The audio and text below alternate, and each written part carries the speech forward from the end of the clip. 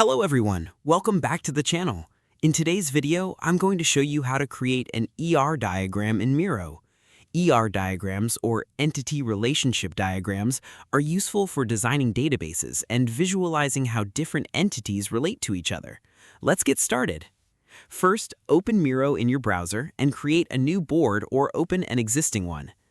Next, click the AI icon on your board to open Miro AI. In the prompt box, describe the ER diagram you want to create. For example, create an ER diagram for a hotel management system with entities for customer, room, reservation, payment, and employee. After entering your prompt, click Generate and wait a few moments while Miro AI creates the diagram.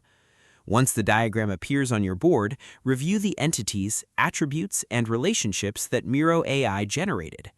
You can click on any shape to edit entity names, add attributes, or modify relationships to match your database requirements.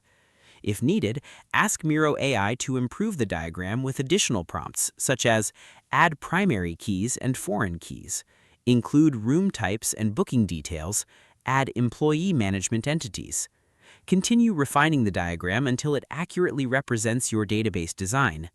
You can also rearrange shapes, adjust connectors, and customize colors to make the diagram easier to understand. When you're finished, save your board, export it as a PDF or image, or share it with your team for collaboration. And that's it. That's how to create an ER diagram in Miro using the latest version of Miro AI. If this video helped you, don't forget to like, subscribe, and turn on notifications for more Miro tutorials and productivity tips. Thanks for watching, and I'll see you in the next video.